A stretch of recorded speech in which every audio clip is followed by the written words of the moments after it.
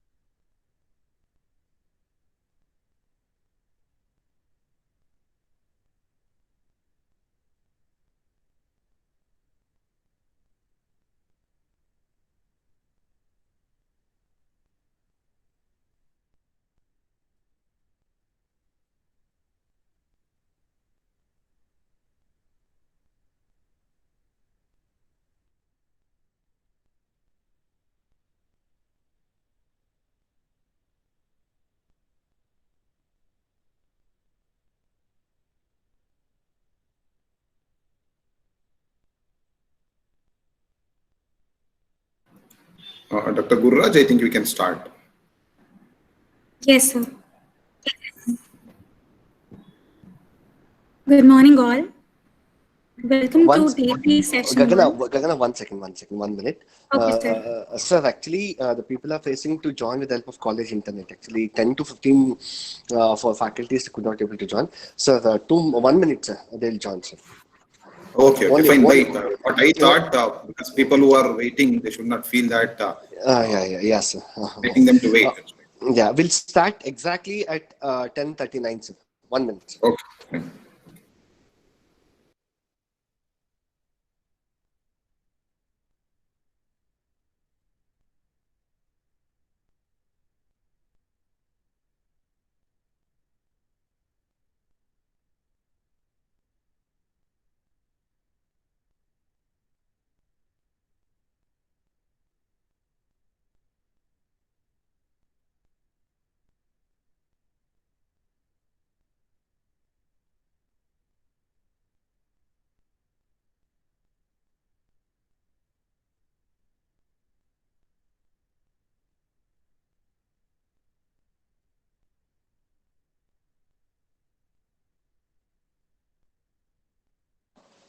It's Gagan, I can start. Sir, we can start, sir. Gagan, I can go ahead. Okay, sir. Good morning, all.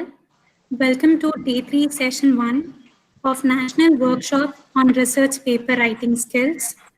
Now, we will be having a session on Techniques to Choose Research Topics by Dr. Ravi Kumar V.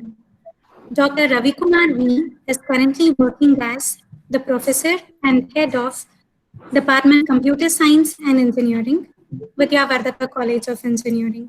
He completed his BE in Computer Science and Engineering from Vishveshwaraya Technological University. He did his MTech in Computer Science and Engineering from VTU. He completed his PhD in Computer Science and Engineering from VTU.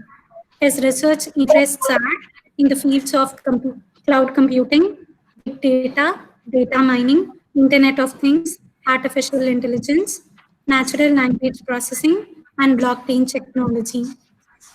He has worked as editor of the book, The Convergence of IoT with Blockchain Technology, Springer Publishers. He acted as program chair of annual international conference on machine learning, data science, and blockchain technology. He received grants of 1.6 lakhs from AICTE, Government of India, to organize international conference. He is an editorial board member of InterScience International Journal of Blockchain and Cryptocurrencies. He acted as reviewer of International Journal of Multimedia Systems, Springer, and other various journals. He has honored as resource person and chief guest of various workshops, conferences, and technical talks across India. He has published various papers in reputed journals and conferences. He is the senior member of ACM, faculty sponsor for VVCE ACM student chapter. He is also the senior member of IEEE and also the member of ISTE. A hearty welcome to you, sir, and over to you. Thank you, madam. Thank you. Thank you for the introduction. Dear participants, let me share my screen.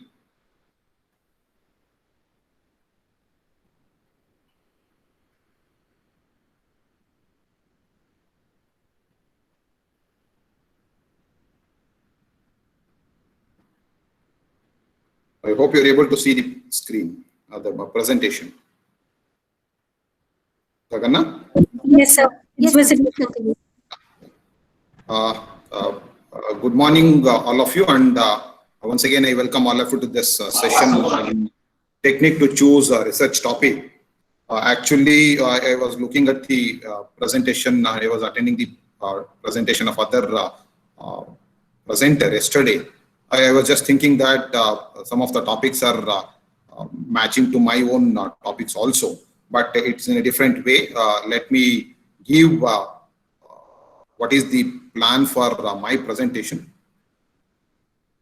And the outline of my presentation is what is the benefit of publishing a research paper and choosing a research topic and structure of a technical paper and content of each section, finding a new problem out of an existing paper, and the research challenges. I'll be talking about a few challenges which you can able to consider as some of the challenges for your research problems also. So let me, before I begin, let me clear one thing that let this session should be an interactive. You can stop me at any point of time. And this presentation is basically a kind of motivation for the people who are looking for a research, and also students, if their students are there, it also gives an importance of how important the doing the research is. And also if there are people from industry also, it gives an information about how important the research in it comes to the industry also. Basically, I'll be sharing my experience with my students as well as my colleagues. And also at the end, if I forget, please remind me also. I thought let me give some information about how to send a proposal to the various funding agencies also, and how exactly it help you in your career also, or how it will be gives an identification for you in your organization if you send a proposal to the funding agencies also, and how to do the patent and how to publish your paper also at the end. If I forget, please remind me, and you can stop me at any point of time. I'll be happy to answer to your questions. So let me begin with the topic like benefits of publishing paper. So basically, I have divided this into different sections of viewers. Like if at all, if I am a student, or if it is students, the first question comes is, why should I publish the paper being a student? Anybody have answer for this? Let me have an interactive session rather than having a kind of one-to-one way of communication. Let me have an interactive session because I understand that people are there who are faculty as well as research scholars also. Now, why you think that a student has to publish a paper? What is the benefit of having publishing a paper as student? Why you think that it requires to publish a paper? I understand that Dr. Gururaj, is there any faculty members from engineering college having a PG program? Yes, sir. Many faculties are there, sir. Okay, Many fine. faculties, many research scholars, many are there, sir. Yeah. They also have PG programs, sir. Why do you think that student has to publish a paper? Because we have brought one concept in our department. It is working excellently. I want to share that so that I want you to be interact, so that you will also get some input. We want to share our experience so that it will help the student community as well as to the education society also. So why you think that a student has to publish a paper? So meanwhile, please check the chat box. The people are responsible there. Yeah. I'm looking at it. For recognition, somebody says that it is recognition. Okay. Motivation to get into research activities. Very good. Do you have any?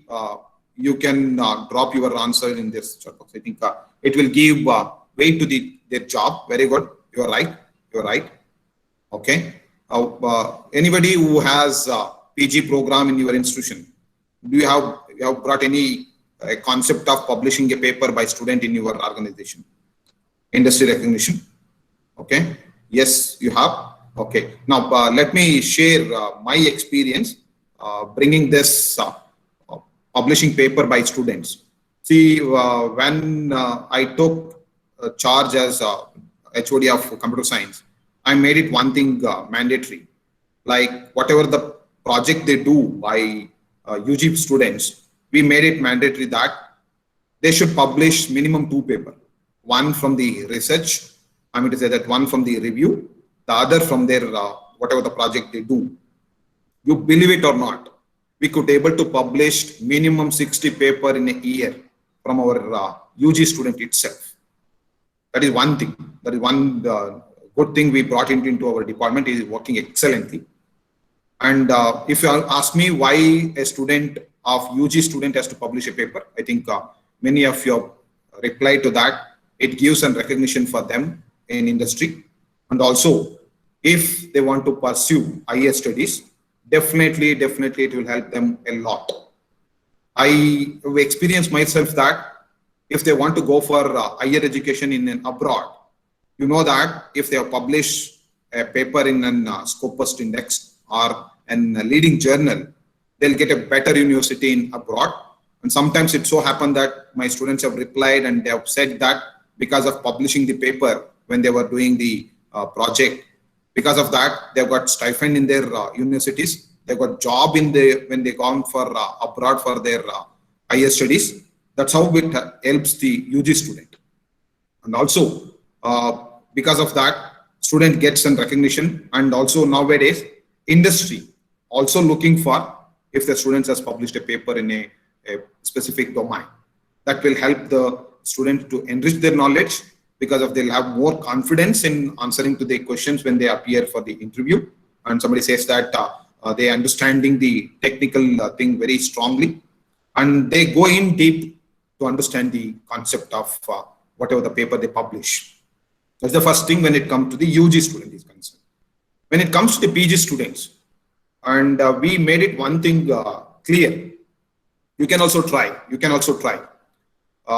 When we get admission to the PG, I'm happy to mention that ours is the only institution in entire Mysore city gets admission to the MTech in the city of Mysore, except the VTU center.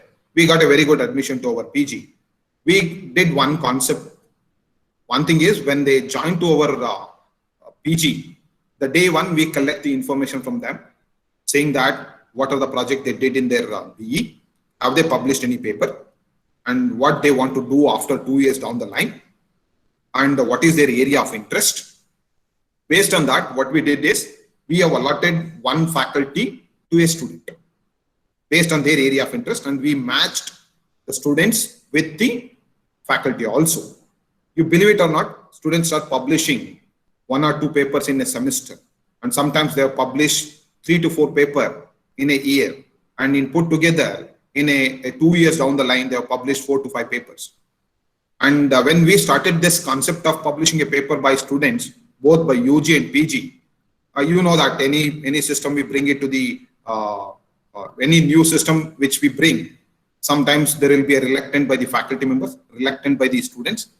Beginning, there was a reluctant by the faculty member as well as by the students. But later, you believe it or not, when the second batch started, faculty members came forward. They requested us to allot the student for them. You know, because many students have published paper in a leading conferences. I think Dr. Gururaj is here with me, and they have published in international conference. The acceptance rate is very, very high. I mean, it is very low by the Indian author, but it has been accepted by our students, and it has been appreciated a lot by that particular conference. Okay, so like that, it has helped a lot to our students community to publish when they publish their paper, that has been recognized.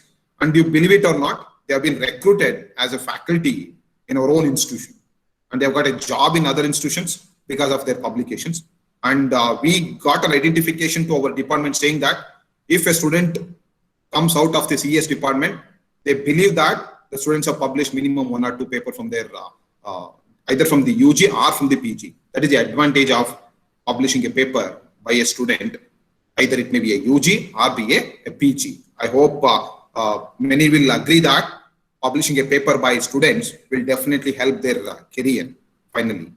And it so happened that sometimes they started solving the social problems also through that paper. And because of that, they are ready to patent the file. And for that matter, few students have filed the patent based on their UG project also, or based on the paper they published during their course of engineering or during the course of MTech.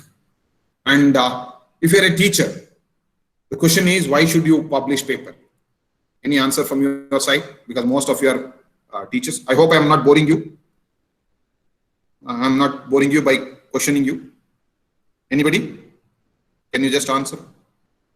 I'll just tell you how to file a patent as a teacher.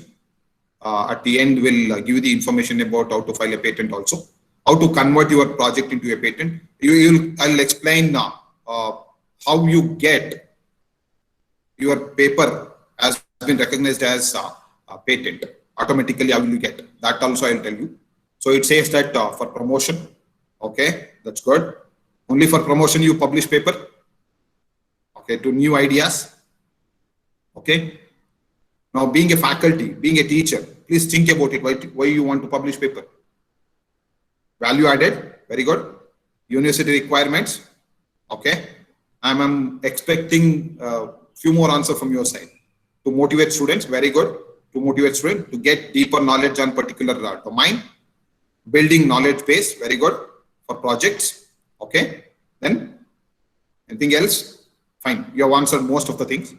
Now, basically what happens is once you start publishing a paper, because being a teacher, you know that you are always used to be a continuous learner, or you must know that, especially if you're in a computer science, you know that you must learn every day. You must adapt to the changes. You must think that you are up to date. Otherwise, you will become obsolete. When you don't publish paper, when you don't look into the paper, you will not get knowledge. And if you think that you are not publishing a paper, and your students will not come to you. I've experienced when I myself and my colleagues started publishing a paper, students start coming and asking us the ideas. They start asking us, sir, any projects are there with you? Any ideas are there for doing the project? And you will have self-satisfaction when the students are asking the question, saying that, do you have any ideas for doing the project? So please don't think that for the sake of promotion, for the sake of getting university recognition, I'm going to say that for the sake of university compulsion, don't publish the paper. Every day, you must think that how I am different from others. If somebody else are publishing the paper in your department, you should also talk to them. You should also see that I also should publish paper. I also should get recognition. So that's how things should happen. Once you do that, you will have a self-satisfaction. You can just think that you start publishing the paper. You start giving the ideas to the students. You will get a kind of satisfaction in you. And also, you will see that your students will approach you. Students will start sending the request saying that, can you share some idea to me, sir? And they start sharing with you. Fine. So please make a habit that at least you start reading 1 or 2 papers in a week, so that you will get lots of idea with you, so that you will be in a position to answer to the question raised by your students. And you believe it or not, you cannot stand in front of your student if you don't have updated knowledge. So today, being a computer science, if it doesn't know about what is Colab, if it doesn't know about what is, you can say that machine learning, artificial intelligence, if it doesn't know anything about, you can say that how Python program is used in machine learning, what is scikit learning, all those things, if it doesn't know, then you will become obsolete. To know all those things, what you should do know is you should look into the papers or what are the things that are happening in current trends. Then only you can have lots of, you can say that, knowledge in you, so that you will become a knowledgeable person to share with your students. Otherwise, you cannot stand in front of your students. Fine. If you have any queries, please ask me at the end. Definitely, I'll answer to your questions. Fine. So, because of all these things, you must publish a paper as a teacher. So, basically, I can conclude that if you publish paper, not only publishing paper, at least what you can do is in between the classes, you can share some of the information related to the current trends, what is happening, TensorFlow, machine learning, scikit learning, all those things. If you start sharing with your students, they'll come to know that you have updated yourself, so that they can start talking to you. You know that now because of COVID, there are lots of problems are coming to you. You must be in a position to share the problems with your students. It will happen only you start publishing the paper, or if you start reading the paper. If not publishing the paper, at least you must read paper now and then, so that you will get knowledge of what is happening at the current trends. That is why you must publish the paper. And being a technical professional, why you should publish paper? Because if you doesn't publish paper, being a technical professional, you will not be knowing that what's happening in the entire world. So that you cannot give some input to your organization. Your organization will not be recognized, will not recognize you if you're not publishing the paper. Especially if you are in R&D, you must publish paper now and then. then only you will be identified as a good researcher in your organization. Okay, I hope I'm right in this direction. So that's why I've segregated as students, teacher, and technical professions, because once you start publishing a paper, as somebody said, that you can give more project to your students and you will have high respect with your students. See, sometimes you feel that students will not give respect because you are in a position. You get respect. Even if you get respect after you come out of your position, then only you will be a proper, you can say that you are recognized as a good teacher. If you are not, if your students are not wishing you, or if your students are not recognizing you after you have come down from your profession or from your position, it means that you don't have knowledge in you. That's how you need to think. That's what I feel. Okay. So continue with this. If I publish a paper, it improves my writing skills, because you know that most of the time you may have idea, but if you don't put it in your if you don't write paper, your communication will not improve. Your writing skill will not improve. If you want to improve your writing skills, you must publish paper. So it helps your knowledge upgradation. As somebody said, that it will help you in upgrading your knowledge. Keep me update. It will keep you update in your knowledge. Teach me about literature survey. It means that you'll be knowing that what's happening in the current trend, and you'll also get updated. Make me happy. As I said, if at all, if I read some paper today, I'll be in a position to share that knowledge with my students. I'll be happy. I'll be happy that I know something rather than knowing nothing. Okay, creates a set of knowledge for others also. See, sometimes what happens is I read something, then I start sharing with my colleagues, saying that, no, can we do like this? Can we do like that? So that it will help you in sharing the knowledge with your colleagues, so that it will motivate others also. As somebody said, that it will be a motivation to the others also.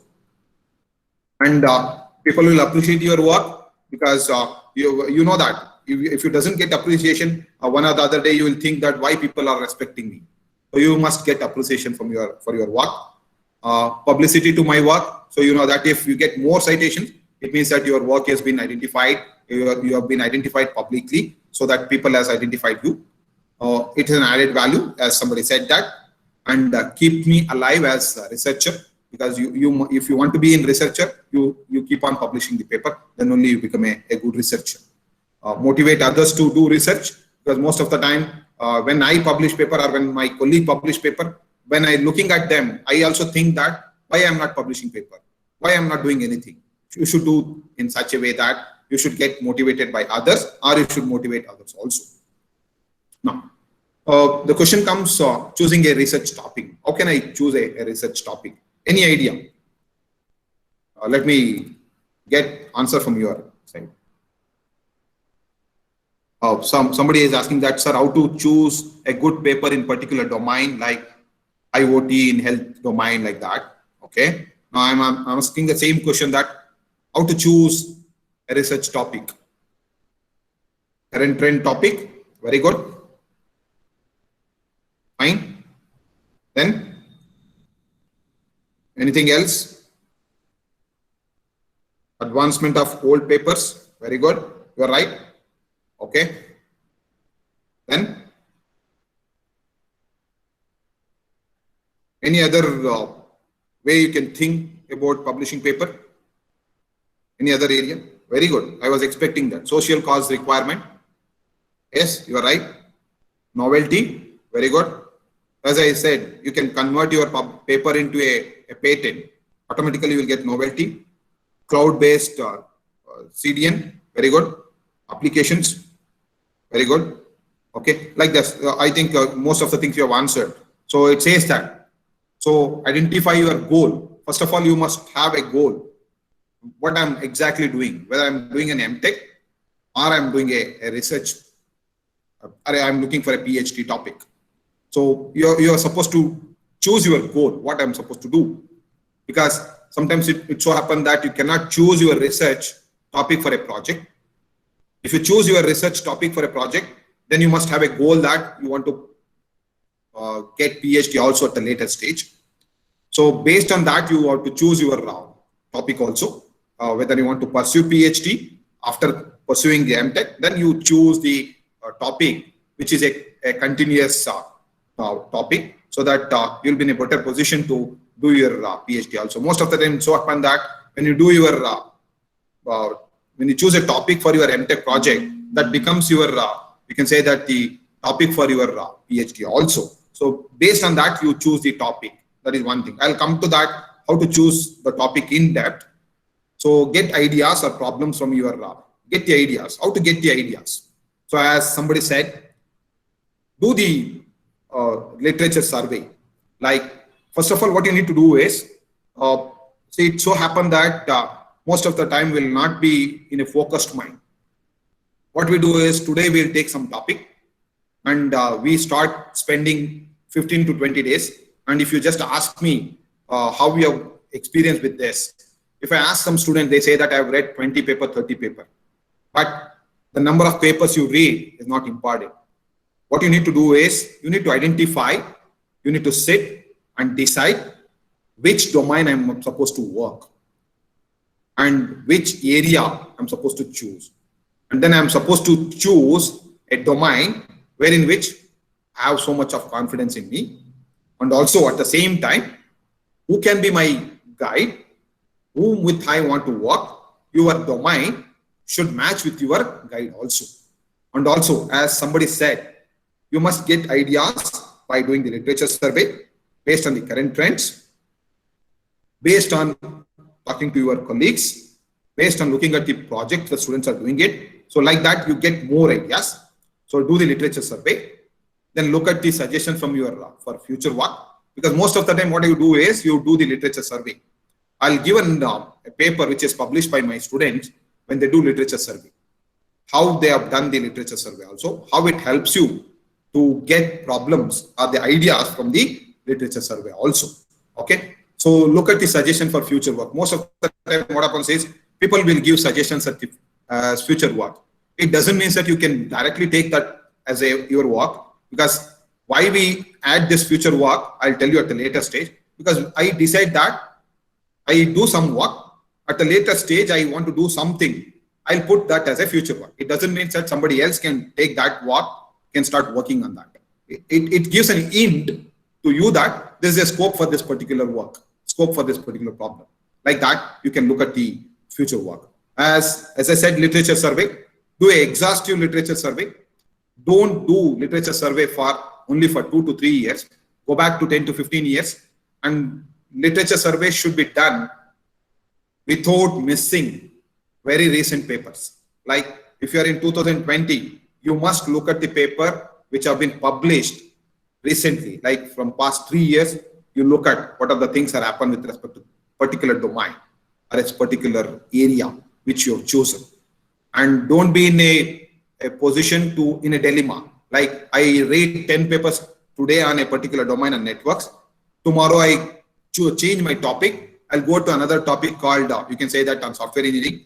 I choose another 10 papers, I'll read 10 papers. Then I move on to another topics on, you can say that AI and ML, like that. If you keep on doing that, then you'll not be in a position to decide which topic you are going to choose for your PhD or for a MTech. What you need to do is have a focused mind.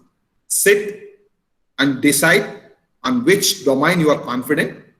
Then choose that domain. Start doing the literature survey. My sincere advice is to choose the paper which are very recent for 3 to 4 years down the line. And sometimes so happen that I've seen the paper, the literature survey as doctoral committee member. They skip papers which are very recent. They take the papers which are of 16, 15, but they won't take the paper of 17, 18, 19, 20.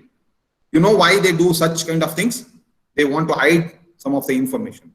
They want to claim that it is their work. But if you just look at the paper of recent paper of 20, 19, 18, you will find the same kind of work which they have chosen as their research work.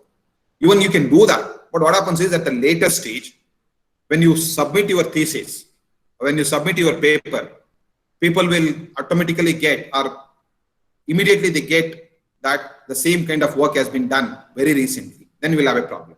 So my sincere advice is choose the paper very recently. Look at what are the things have been done very recently, and then what are the drawback of those papers or those methods or ideas. then choose the problem out of that. Then it will give a confident idea or a problem for you. Fine. And also you can get ideas from your supervisor. Yes. Yes. Hello. Yes. Somebody wants to say something? Hello. Hello. Anybody wants to say something? Gururaj? No, sir, you can continue. No, sir, you can continue, sir. I missed the unmuted, I guess. Okay, fine, no problem. Okay. Now, supervisor's idea and experience. You see, you know that most of the time, you are choosing a supervisor is very important. What you need to do is you must choose a supervisor which they match to your domain. So you should not choose a wrong supervisor for you. If you choose a wrong supervisor, then you will end up with a problem. So my sincere advice is choose a supervisor and get an idea from that, get an experience of them so that you can continue to do your problem very easily, solve your problem very easily. That is one area. Fine. And as I said, get an idea, taking suggestion from your colleagues who are in the same field.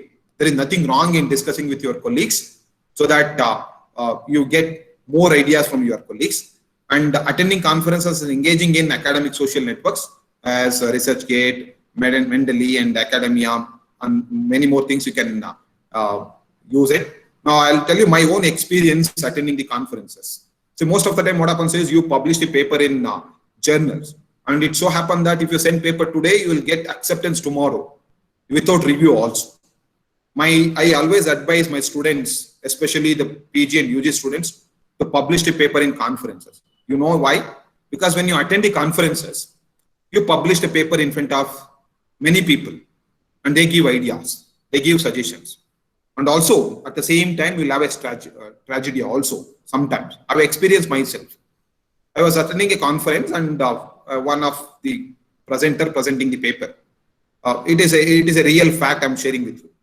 One of the presenter presenting the paper and the chairperson stopped in between the presenter and said that it is my idea.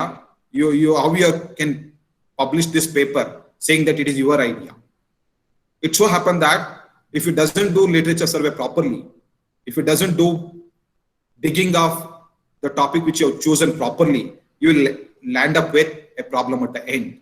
So attending the conferences, having a networking with the people who are working on the same domain will give more idea for you. I'm giving an hint for you. Basically, at the beginning, at least you publish 1 or 2 paper in the conferences, very good conferences, where you get lots of ideas, which will definitely help you for moving towards your goal. And that's why you get lots of idea. So you believe it or not, sometimes you attend a conference, you are doing some research, in 1 or 2 paper will give an input to your paper also, so that it changes your direction of thinking in your research also. That's why my sincere advice is to attend the conferences and engage yourself with the social networks and the research networks, which will give lots of idea. Fine. And basically what you need to do is, as I said, prepare a list of concepts and keywords. As I said, sit, chalk down, decide on which domain you want to work, which concepts you want to work, then you choose the idea. Fine. Do not panic of change, because you know that's why it is called as research. Because today, if you have seen paper, tomorrow you will find a different paper on the same concept. Don't get panic, because every paper will have its own pros and cons. So if you have chosen a domain, if somebody else has done similar kind of work, you think. And my sincere advice is, whenever you read a single line in your any paper, you must think why it is like this, why it is should not be like this. And it so happened that when you start reading the paper, you will think that everything is fine. What is new in what is the problem in that? You will find that kind of papers also. They have written so much in such a nice paper, you will not find any problem in that. But you cannot come to a conclusion in one reading. My sincere advice is to read the paper minimum 3 to 4 times, keeping question yourself that, how can I change this like this? If you keep on doing that, finally you will get an idea from every paper. I'll tell you, man. Every paper, you will get an idea when you read the paper very seriously. Okay?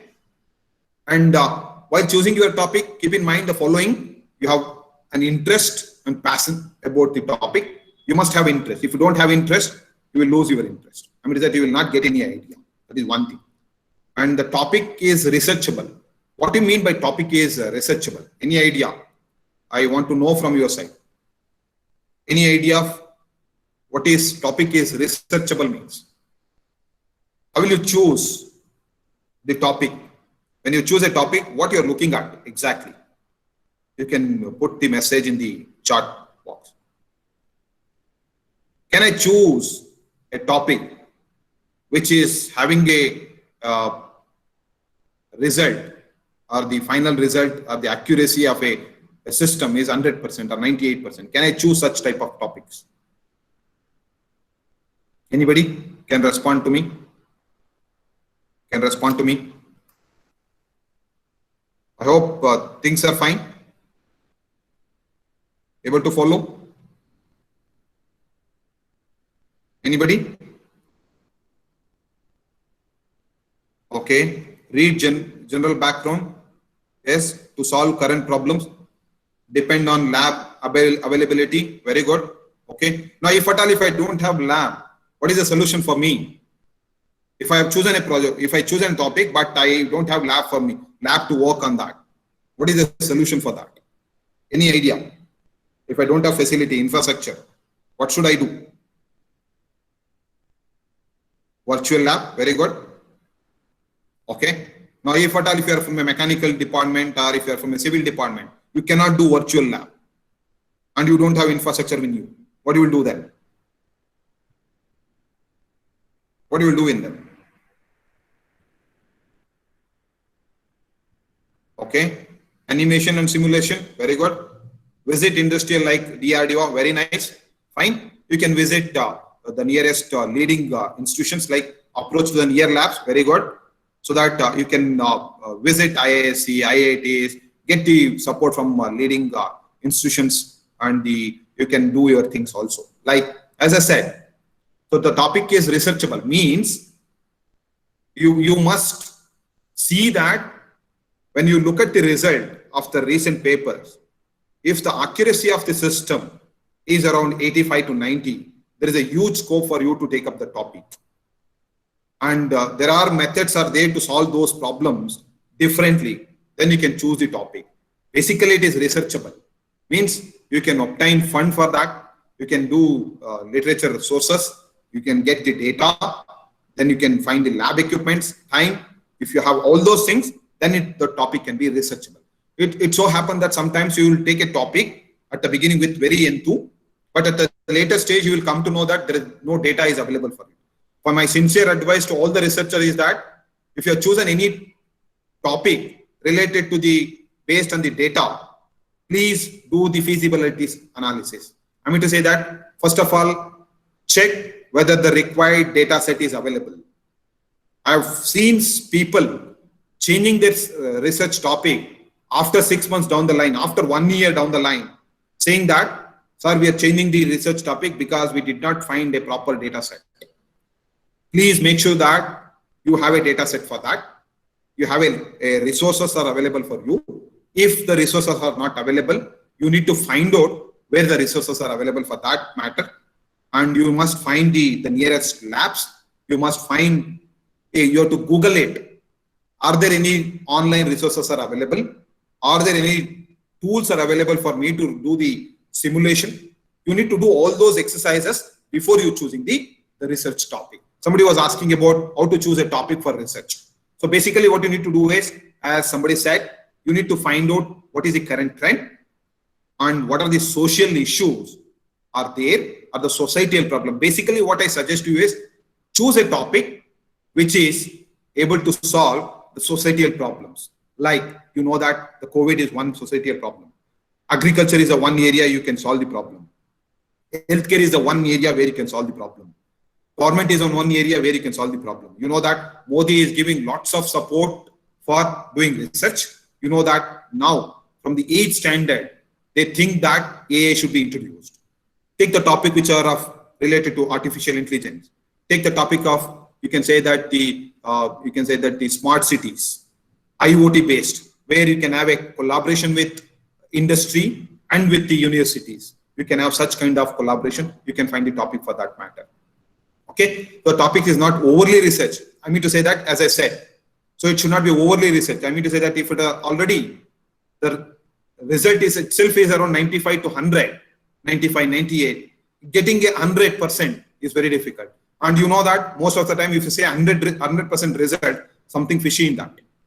So please don't believe if any work is 100%, something fishy in that. Please do proper survey, choose a topic which is of required research is there, the scope of research is there yet. I'm sorry. Let me have some water. Meantime, if you have anything, please put me in the group. I can answer to your question. I hope things are fine. Dr. Gururaj, is it okay? Yes, sir. It's fine, sir. Yes, sir, it's fine, sir. You can go ahead, sir. No problem. As I said, avoid too narrow. You should not choose, the topic should be too narrow, too wide, too vague, or too crystal topics also. Choose an area where if you are supposed to choose a topic, like I said, finally keep several potential topics so that you can switch to another topic according to the further investigation and circumstances. My mentor and the guide suggested me like this. If you are looking for a PhD topic, you must have some 4 to 5 objectives or minimum 3 to 4 objectives in your topic. You know why? Each objective should be equal to one research, one PhD. Assume that you have chosen 3 to 4 objectives. Think that the first objective, before you finish, somebody else have finished and they have submitted their thesis. And if your research topic or the research thesis goes for review, the other 3 objectives should be in a position to save you. I mean to say that each and every objective should be your one equivalent to one PhD topic. That's how you should choose your topic. That's how you should publish your paper. I mean to say that you publish minimum 6 to 7 papers in a very good reputed journals. Each topic, you know that you have heard that 25 pages, 15 pages research in IISc has been given with PhD. Okay, so you must be in a position to say that each and every objective of mine is equivalent to one PhD topic. Then only things will happen. Otherwise, you'll have will land up with problem. Please don't split your objective, one research topic, into multiple objectives. My sincere advice is to choose 3 to 4 objectives. Each objective should be equivalent to one particular research topic. I mean to say one particular research domain. Should be equivalent to one PhD. It should be in a position to generate you one PhD. If you can able to have 3 to 4 objectives, and if you are able to give those objectives converted into a PhD, then you will not have any problem in your research. Okay. Now, and also I used to attend various doctoral committee, and my co-committee member was suggesting me, now you do research, what should be the objective at the end of your research? Anybody? Any idea?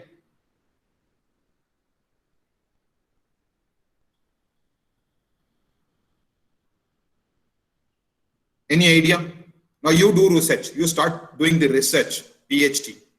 Why you should do PhD, or how you think your PhD, at the end, what your PhD should become? Any idea? Anybody? Anybody? What? Now you are doing PhD for 4 years. Assume that you are doing PhD for 4 years. And also my sincere suggestion is, please plan it.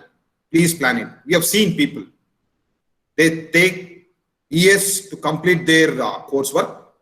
And then what happens is, after 2 years down the line, they will not continue their research. Have a proper plan. Then only you can do it. It should be real world application then only useful. It should be practically available. Okay. Solutions to existing problem. Very good. Contributing something to the society. Very nice. Okay. You are at it. You are right. You are right. Growth in your career. Very nice. Okay. Now, I was just talking to my co-examiner, not only for research, but for guide and scholars. Very nice. Spread awareness to the public. Very nice. Fine. Now, I was just talking to my co-examiner. He was mentioning, I just give an example for you, how you should think when you are doing your research. See, he was mentioning that, most of you know that tattoo. I hope you know that the people will put tattoo on their shoulder, on their hand, on their body, all those things. They put tattoo. And how can you relate this tattoo to a research topic? Anybody have any idea on that? You can speak also. If you are comfortable, you can speak also. I'm just mapping this tattoo to the research. How can I map this tattoo to the research? It's permanent. Okay, fine. You have put a tattoo. You know that people are putting tattoo on their either at the neck or at the shoulder or at the hand. Most of the time at the outside visible places they put tattoo. Why they put tattoo?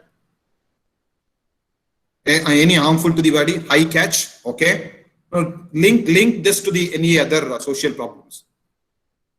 Okay. Skin. Okay. Very good. You can also relate if I am talking about type of tattoo rather than putting the tattoo. I'm trying to get answer from you. The types of tattoo they put. It looks different to grab attention. Okay. Then no, I'm just talking about pattern of tattoo people will put. Hurting sentiments, you are at it. Nagaraja, you are at it. Can you just relate it? About crazy. How can you relate this tattoo to something else? Unique things. Very good. Unique things. How can you relate this unique things to the societal problem, to solve the societal problem? You'll be surprised. People have worked on this research and tattoo also. What the supervisor given an idea to that student, he said, or he or she said that after 2 years down the line, whatever the research you're doing, in the third year, you should think about converting that research into a product or to a problem solving for the society. That's how you need to think about it. Now, with respect to this tattoo, what that researcher has done, they start comparing this tattoo with the people who are involved in doing this crime. They started finding the people who have done the crime and the kind of tattoo they put on their body. They have done the analysis. Finally, they come to the conclusion that the people who are having such kind of tattoo on their body, they have done most of the time, they have done the crime. They start comparing that. So then start giving a solution to the crime department saying that if the people are having such kind of tattoo, there is a possibility that this person is going to do a crime in future. So like that, you need to convert your research idea into a product or into a problem solving things. Then only your research will become a valuable or a useful to the society. So I mean to say that somebody has asked a question, sir, how to choose a topic for research. Now, please keep in mind that you convert your research topic into a product or into a kind of solution to the problem solving of the society. That's how you need to choose your topic. That is my sincere advice. Okay, structure of a technical paper. I hope yesterday sir was talking about the structure. Might be it's a kind of similar kind of thing, but I'll just go through the structure of a technical paper. So usually that you must have a title, you must have an abstract, introduction, then approach and results and discussion.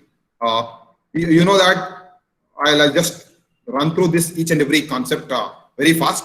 So that conclusion you must have, then you must have a references as very important, and acknowledgement, very, very important. So when you give a title to the your research topic, you can be long and descriptive. Title can be long and descriptive, like linear time external multipass starting with approximation guarantees. That is, you may give title maybe long and it must be descriptive. Once if they look at the title automatically they should understand that what you are talking about. That is first thing. Or it may be a short and sweet. It may be saying that approximate external sort. It means that you're approximating the external sort. So you can put either a title may be a small or it may be a long, but it should give an information to the reader that something is there in this particular paper. The title is most important part of you can say that your research paper. Okay. Now, when it comes to the abstract, you must say that what is the purpose of doing this research. So always you must say that what is the purpose of doing this. If at all, if I'm doing the COVID paper on COVID, I must say that what is the purpose of doing this. I want to find a solution for this particular disease. That is one thing. And motivation is, so you know that people are struggling, people are death rate is increasing. Because of that, I should find a solution for this particular problem. And then I should also say that what is my problem statement is. Okay. Then I should also say that what is the method I'm used, what are the different methods I'm going to use in that particular paper, and what is the result I'm going to get at the end, or I got at the end. And then I also say that I should say conclude that. So because of these methods, this is what the result I got, and then only your paper will be looked by people. See, most of the time, you know that when you look at the paper, you will look at the abstract. When you look at the abstract, it should give a clear idea that when you put your result with this much of percentage with using this method, automatically people will look at your entire paper. Otherwise, they'll not look at your paper. If you say that I've got 100% result with this method, they say that no, it's already 100%. Why should I look it at? So like that, there are different approaches are there to put your abstract. Please follow this so that it will help you in attracting your readers also. Okay, and the keywords are most important because you know that the search engine will get your paper based on the keywords which you are mentioning. That most of the time, better to avoid the keywords which are like that equal to your title. Other than that, you put a keyword such that your search engine should be in a position to easily get that particular paper out of your research. Okay. So then the next thing is introduction. Like introduction is crucially important because what is the problem you are going to solve? Then why is it interesting and important?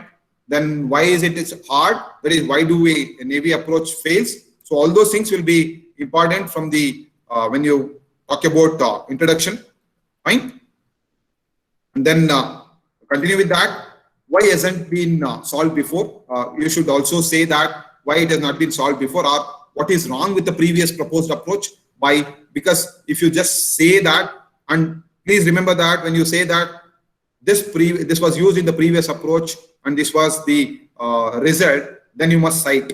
Okay. If it doesn't give a citations, people will not believe in your words, believe in your sentences. Okay. So because if you don't have proper justification for your sentence, people will not believe you. So you must cite each and every word, each and every sentences which you use, which is used as a reference for you. Okay. And then what are the key components of my approach and result? Also include any specific limitations. So you must say that what is my approach is, what is my result is. All those things you should clearly specify in your introduction. And related work immediately after abstract. See, please remember that my structure will have a title, then we'll have an abstract, then we'll have a keyword, then we'll have an introduction, then I will have a related work. If you're a beginning, okay, if it can be short yet detailed enough. So you are beginning at the beginning, you can say that the related work can be short yet detailed enough. You can make it short if it is critical to take a strong defensive stance about previous work right away. So it means that you can at the beginning, what you can do is you make it short rather than going in depth. But once you start writing more and more papers, you can have a critical comment. Because once you become a strong, you can have a defensive approach to your related work. You can straight away say that this approach has got this problem. You can straight away say that because you must have that confidence saying that this approach has got this loophole or the lacuna in it. Then only you can able to relate to the previous work. In this case, related work can be either be subsection at the end of the introduction, or it may be a own section. If it is at the beginning, you can have the related work at the end, or you can have at the section 2 itself. So if it is a related work at the end, if you put at the end, you put at the end, if it can be summarized quickly early on, that is, say, as I said, if you're putting at the beginning, then it means that you should relate your related work with the related work. It means that you are giving a clear idea to the reader that what are the approaches you have used earlier, so that they get interest in reading the thing. If you are putting at the end, then if it can be summarized quickly early on, I mean to say that you can summarize it. It means to say that when you are going to put at the end, because you are so confident that your work is better than somebody else's work. So that's why you are putting your related work at the end. Sufficient comparison required the technical content of the paper. I mean to say that if you are putting at the related work at the end, it means that you have to start comparing your work with your previous approaches. Fine. In this case, related work should appear just before the conclusion, possibly in a more general section, discussion and related work. Either you can put the related work at the beginning or you can put the related work at the end. It depends upon how confident you are. If you are so confident about your work, then you can put at the end, making it as a summarized work. Now, what is the body or the approach or the method should be present in your paper? Fine. So the guideline 1, it says that a clear, new, important technical contribution should have been articulated by the time the reader finishes the page 3. I mean to say that, so you must have given clear picture about all the things which you have used in introduction as well as in the related work. Then you will have your body will have a clear cut information about what you are doing, so that the reader will have an interest in continue with your approach. Assume that you doesn't give a proper introduction, you doesn't give a proper basic fundamentals to your approach, then people will not read your paper.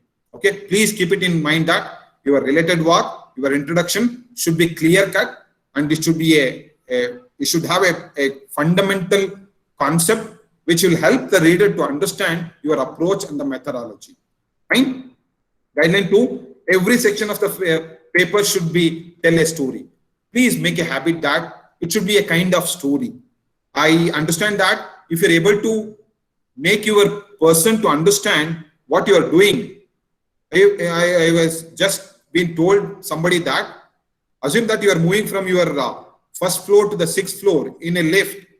If you are able to convince your person with whom you are traveling from first floor to the 6th floor in a lift, if you are able to convince him that what you are doing, then it means that you have done a nice work.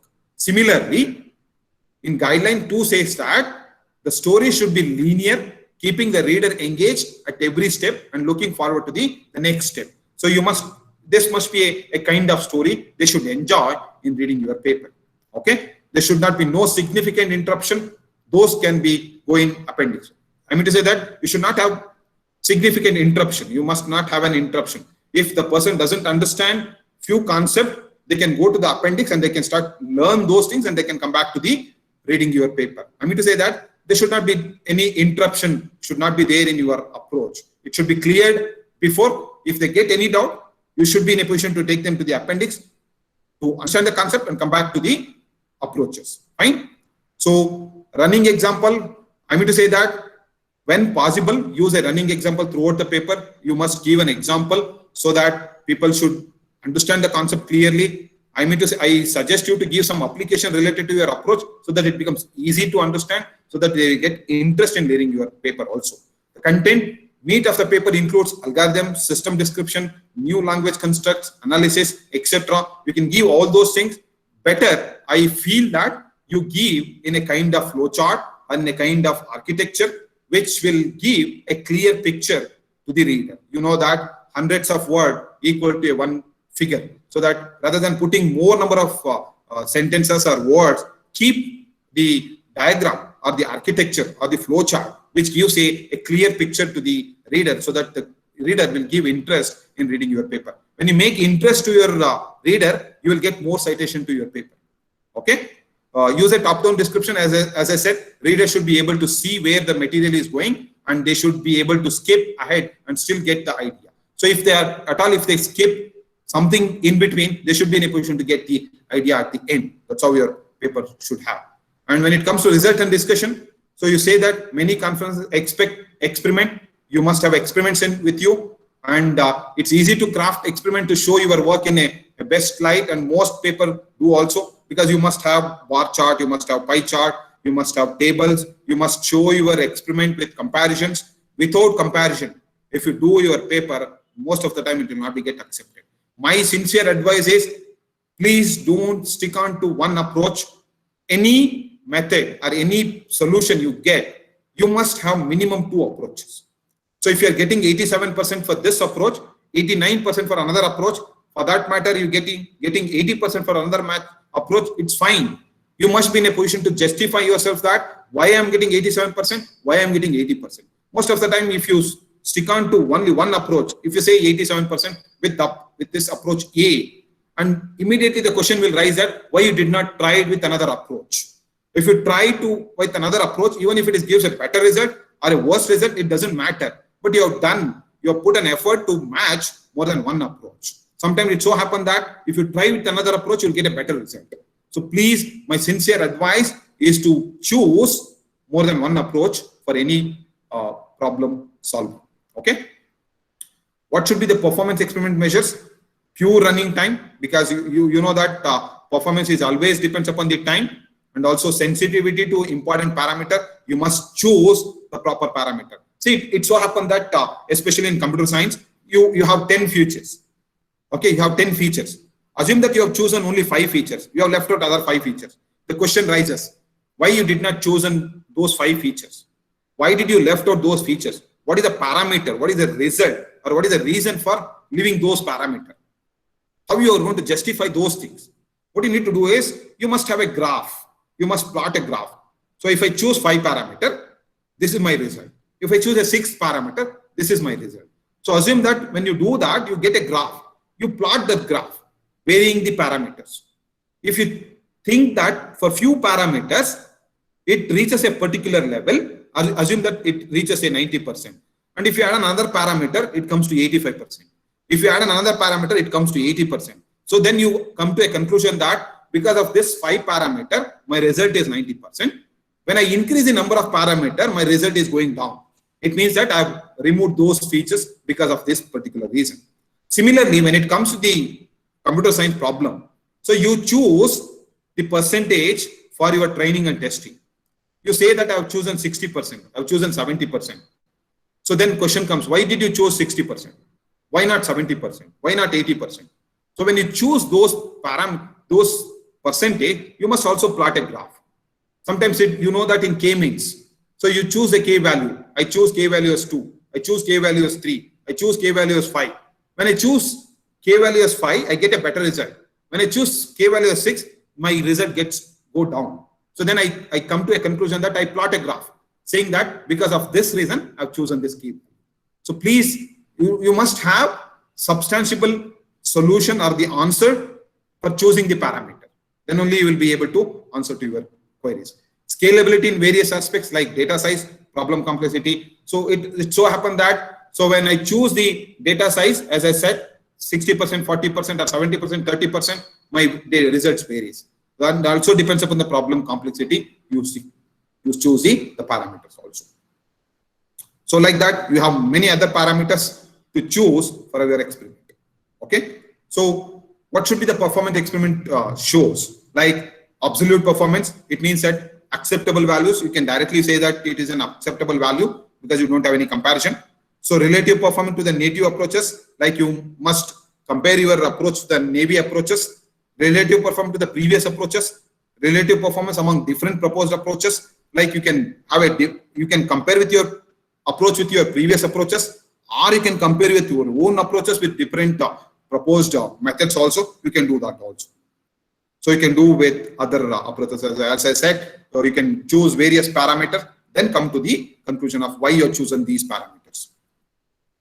When it comes to the conclusion, you can say that in general, a short summary of the work carried out, and then in some cases it is possible to make the original claims more concrete, like by referring to quantitative performance analysis, you can claim that this is my percentage of result.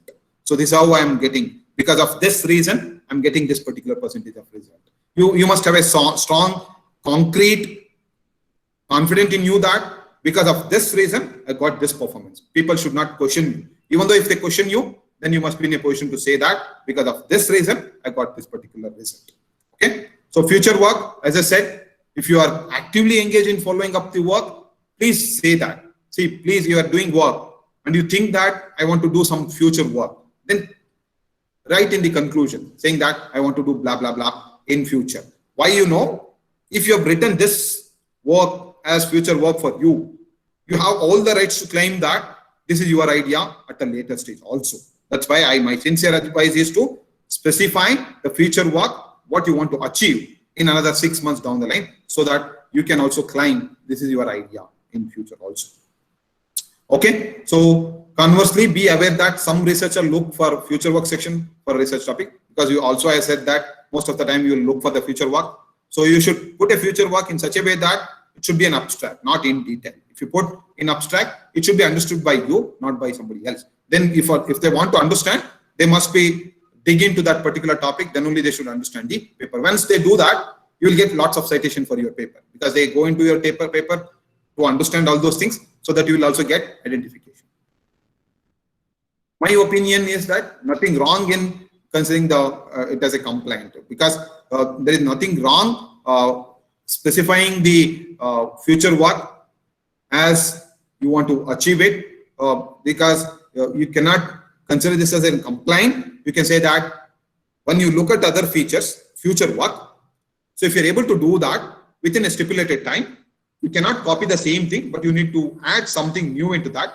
Then you cannot say that it's a kind of, you can say that it's a compliment. You can say that rather than, you can say that it's a complaint, or you can say that it's a kind of copyright thing. Okay. And references follow IEEE format. And the acknowledgement, most important thing is whenever you refer to anything, refer to any paper, please acknowledge them. Any contribution, you have to cite their paper. You should, without any second thought, you must acknowledge them. Okay, acknowledge anyone who contributed in any way throughout the discussion, feedback and draft, implementation, etc. If in doubt about whether to include someone or include them, so just you can say orally that I have used your approach. Thanks for it. Okay. Most important thing is citations. So please don't copy the other work without citation. It is not right to copy the other works without citations also. Okay. Check over your final bibliography carefully and make sure that every entry looks right. Okay. So everything you have included and whatever the citations you have done, it has been included in your references also. Fine. Finding a new problem out of an existing paper. How will you finding the papers out of a existing paper? For that, so how to read a paper? There are three basic ideas to read a paper. One thing is, the first phase is read the title, abstract and introduction. So just read this and just recall the things what you read, the title and the abstract and the introduction. Just start relating the title and abstract and introduction and try to find out, can I do something new into this without going to the second phase? Okay. Read the section and subheadings properly so that you will get an idea about it. You cannot get an idea in one shot. Don't read the entire paper. Just read these three things at the beginning, 1 or 2 times. You may get some ideas. And then read the conclusion. Fine. So read the conclusion and you will get an idea. Relate the conclusion with your title, abstract and introduction so that you will get some ideas. Fine. So then the second phase is look at the figure, diagram and other illustration in the paper. You please look at the diagram so that you, as I said, thousands of words are equal to one diagram. When you look at the word figures, diagrams and other illustration, will give an idea about what this paper is about. Or can I contribute something new into this? That's how it works. Special attention to the graphs and bar charts, and remember the relevant unread references for further reading. Please remember which you have not understood. Keep that as a reference and try to understand all those things so that it gives a clear picture for you. In the phase 3, what you need to do is decision making and redesigning the phase. Like you must redesign your entire thing so that you will get a good idea about the paper and so that you will find a new problem to your solution.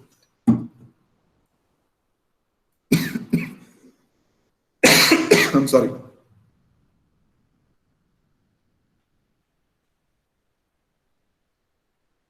Okay, now continue with this. As I said, new problem out of an existing paper.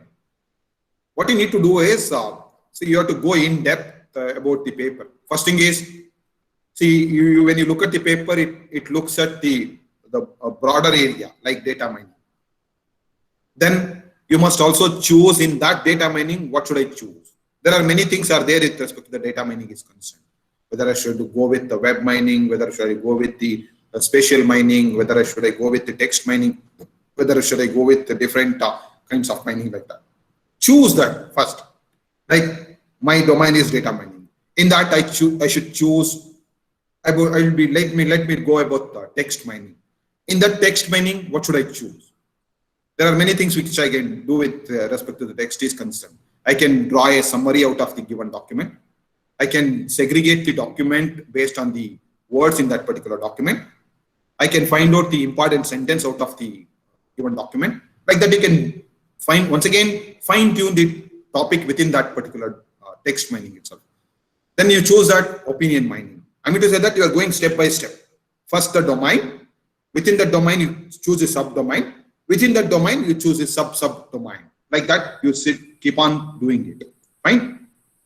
And then you can also say that the method which you are going to use it, whether I go for the classification or I should go for the clustering. Then which model I'm going to use, so I have used a topic model for particular thing. So I have used a topic model so that we can use different approaches, methods to solve the problem also. Like data mining you have chosen, text mining you have chosen. Then the second one is there where you have chosen the opinion mining. Now you are choosing the document clustering. And in that you are choosing the topic model for clustering also. Right? That is the case 2 for finding the problem.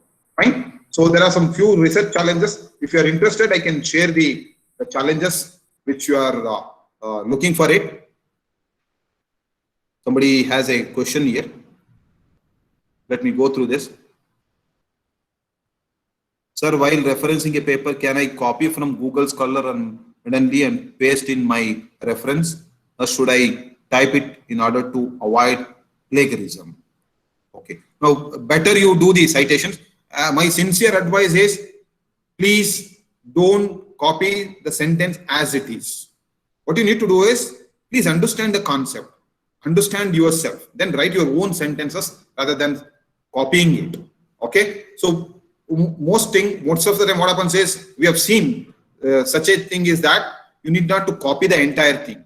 Please copy, understand the concept, write your own sentences, and then cite it also. And don't think that since I have not used the same sentence, I should not cite it. Citations is very much important because you have used some statistic. You say that under this COVID, these many people have died because of this reason. You must have that citations for that. I mean to say that you must have strong evidence for that. Your evidence is with your citations. If you don't specify the citation, your evidence will be accepted by the people. Okay, fine. So let me go through some of the challenges which I thought might be. There are many things are there. I thought a few are the challenges which you can look into it. The thing is, I was looking at a paper where underwater object detection system using deep learning, because most of the things which I'm talking are with respect to we can say that with respect to the computer science, might be the people are there from the other branches. Please pardon me because I have not looked into the other domains. And also I can share some of the electrical department problems also. Underwater object detection system using deep learning, because you know that sometimes especially in the Navy, people will place the bomb underwater. You must be in a position to detect the object which are there in the underwater. Sometimes the bigger shops, those will damage the entire boat or the Navy system. So that you must be in a position to identify the underwater object detection system. Sometimes the dead bodies you need to identify. For that, you need to use this underwater object detection system. EEG analysis, electrogram, you can use that analysis for classification of normal and abnormal patients, because you know that you must come up with a system. When a patient comes to your hospital, you must put this system to identify whether the patient is normal or abnormal, what is the level of heart attack or the heart disease he has, you must be in a position to do that analysis using this EEG. Leaf disease detection using ML. So you know that agriculture is the backbone of the Indian system. So using this leaf disease system, you will be in a position to, you can say that, identify the disease so that you can apply a proper pesticides so that you can improve the yield of the crop. How you are going to do that? It is left to you. Security in big data analysis, you know that nowadays you are getting the data, huge data you are getting. So you know that there are many systems are there to handle this big data. So there are some lacuna in that. So you know that this data, huge data cannot be handled in one system, so that the data will be shared in different system. In between, if somebody changes the data, how can I secure that data? You can look into the security in big data. Smart agriculture system. How can you make this system to be smart? So automatically, if there is a disease occurs, then it should automatically inform the farmer saying that something is going wrong with respect to your agriculture system.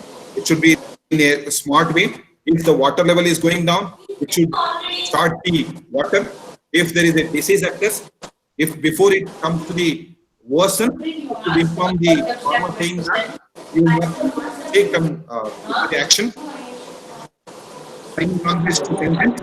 You know that people are struggling to convert the sign language to sentence because people can able to not to speak.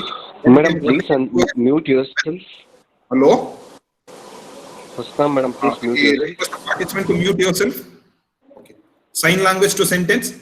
You know that people who are not able to speak, if they come to the hospital, if they come to the public places like hospital, then when they come to the bus stand, they are not in a position to express their feeling. You can work on converting their sign language to a sentence from a English to a Kannada or Kannada to a English, like that. Text to speech sign language, because most of the time people are working from sign language to a sentence. Only few work has been done from speech to sign language, because whatever we speak, that's the people who are not able to speak, they should also be in a position to understand that also. You can do that also. Obstacle detection navigation system for blind people. If there is any obstacle in front of you, you can come up with a problem. I mean to say that the solution for this problem, keeping in your mobile phone for a blind person, if the person is moving, if at all, if it gets any obstacle, it should be in a position to say that you have an obstacle, please go this direction. Already Google has come up with a stick for that matter, but you can use a mobile app or a mobile system to identify such obstacle also with a cost effective. So sentiment analysis can still be a challenging task. You know that natural language processing, word sense disambiguation is still a challenging task, because you know that when you are using the Google Assistant, you speak something, it gives something else. There is a challenge in the word sense disambiguation. There's an ambiguity in every word or few words. If I say the cheap has got different meaning at different context. Based on the different context, it should be in a position to disambiguate that particular ambiguity. Cross-domain sentiment analysis. So you have designed a sentiment analysis for a particular, you can say that for a particular domain, the same sentiment analysis should be in a position to take up give the answer for a different domain also. Think about that. How can you design that? Sentiment analysis in a regional languages, because most of the time we work for a particular company, particular product, but will not work for a particular regional language. You can do that for a regional language, because you can work on for a Kannada language also. Construction of Kannada parser, because only few are working on the construction of this Kannada parser. You can work on constructing the Kannada parser for that matter. Sentiment analysis for product for public sectors like agriculture product, milk product. Most of the time we use the sentiment. You know that whenever a person wants to purchase a product, they will go to the reviews. So try to analyze the reviews with respect to the agriculture product, milk product, so that we can improve the agriculture product and milk product also. Extraction of meaning from the variety of complex multi-format documents.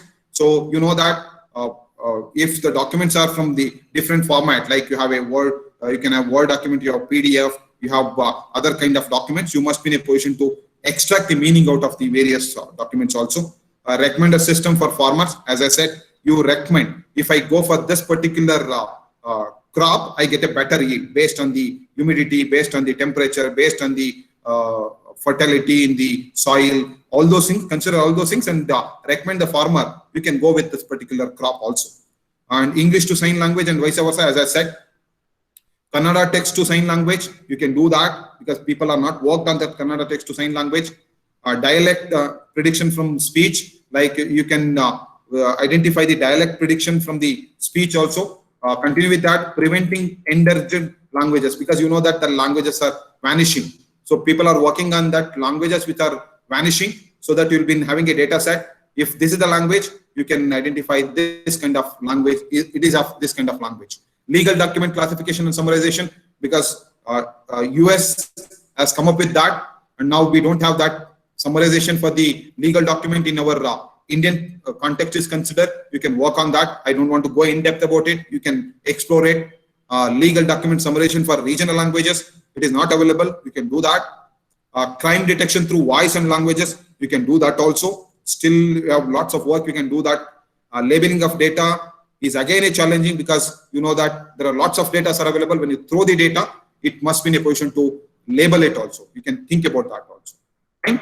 So machine can fail comprehend context to the textual unless properly and carefully trained. If you don't properly train, machine will not understand the context of the text unless you properly train. You can train the machine with proper data set so that you will get a better risk. Electron medical recording system, you can see that if at all, if I give a disease, it should give a proper medicine for that.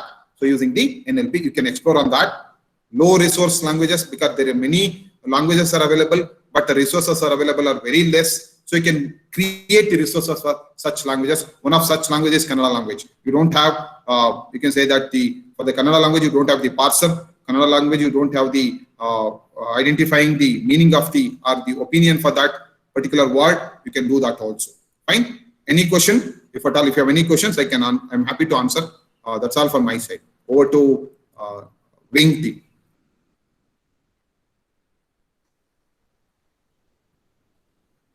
Any question?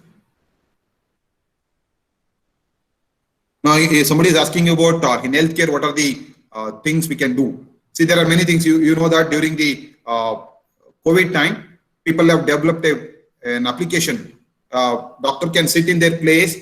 They can diagnose a pregnancy woman, saying that how the development is happening with the baby is concerned. So they can identify the what are the drawback in the womb, and then they can give the solution for that. So you know that recently Modi has given a suggestion to the government saying that whenever a person comes for a treatment, all the documents should be placed in one place, so that if he goes for another doctor, he should not be repeated with the same kind of diagnostic things, so that you can develop such kind of applications, so that wherever you go, you will get that particular data, and it will help the doctor also, and it will save the money of the human being also. Like that, you can create lots of applications. For example, you can say that remote monitoring system using the IoT, artificial intelligence, all those things you can combine, and you can develop a system where automatically it will be able to give the suggestion for a doctor also. You know that doctor is using the various application to identify what is the stage of the cancer, what is the stage of the, you can say that heart disease, what is the stage of the, you can say that the COVID also. All those things are happening because of AI and ML. These are the examples of healthcare system. Okay. Patent filing and funding details. Just for information, my students have worked on a agriculture monitoring system. When they publish paper, people are looked into it. If your paper is with high impact, published in high impact journals, and if your research is very good, people will call you for patenting the file. Okay, and your idea should be in such a way that it should be converted into a product. It should be helpful to the society. Then you can convert that into a patent. Most of the time, this will cost you around 50,000, 1 lakh. It depends upon the where you are going to patent your file. If your institution has got the, you can say that IPR cell, you can patent your, idea can be patent in your institution itself, which will be a cost effective. And also, please think that when you are climbing, you should make sure that you will not have claiming the others' ideas. Your idea should be different from others.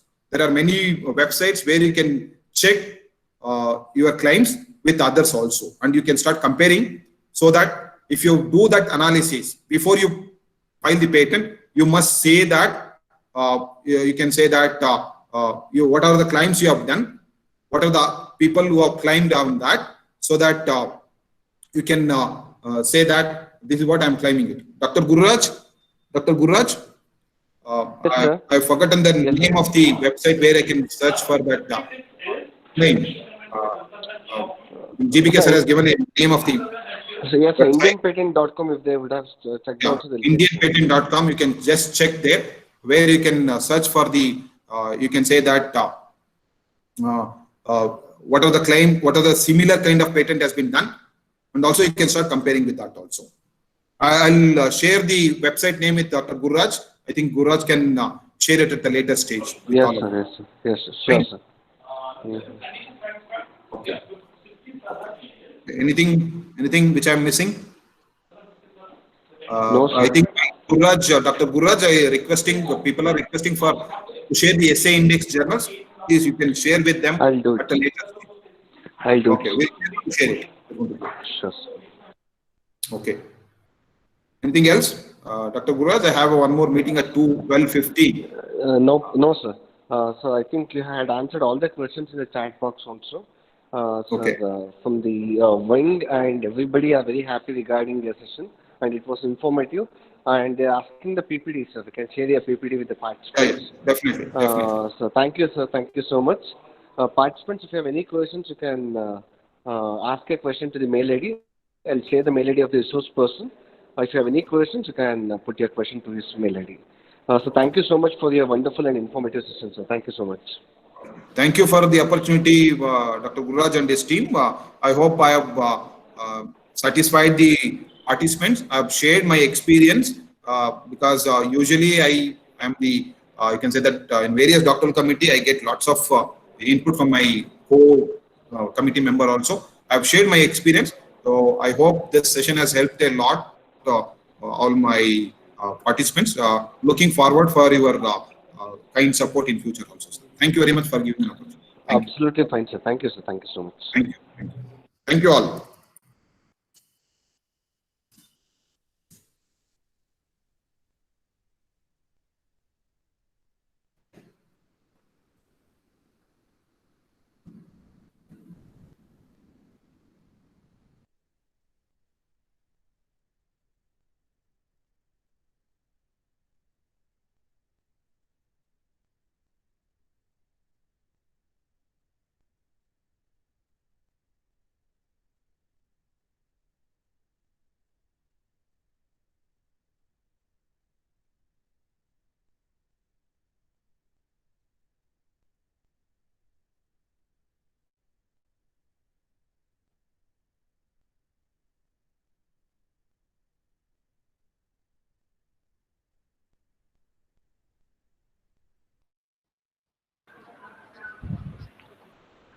Gururaj ji.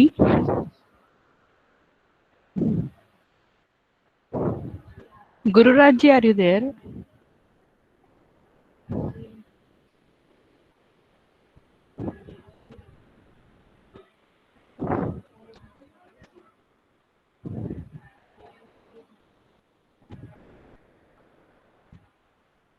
Harshita ji. Yes, ma'am. Ma'am, I have shared the link in the chat box, ma'am. Telegram link has been shared. no ma'am, yesterday's afternoon session, can we get ma'am feedback? Actually, Yeah. this afternoon Everything session I will be- missed. Actually, I'm not in Okay. Telegram group. Just I have joined before a minute only. So yesterday's ma'am. afternoon session feedback I missed, ma'am. Okay, ma'am. No problem, ma'am. Okay. Today afternoon you can attend, ma'am. Okay. Thank you, ma'am. Okay. Yeah. Thank you. Okay, ma'am. Ma'am, Yes, ma'am. can you send it today morning session feedback, ma'am? Yeah, it is there in the chat, ma'am. Oh, ma'am, I didn't get. Please, can you resend it? Wait a minute, ma'am. I'll just Okay. resend it. Ma'am? Yes, ma'am. Ma'am, yesterday morning session feedback I missed, ma'am. How many sessions have you missed, ma'am? 2 sessions feedback I missed, ma'am. Due to That's net fine, ma'am. problem. Morning session. That's only. That's fine, ma'am. It's okay. Uh, Today, kindly attend today afternoon session, ma'am. okay. Yeah. Thank The feedback link is also shared. Telegram link is also shared. Okay.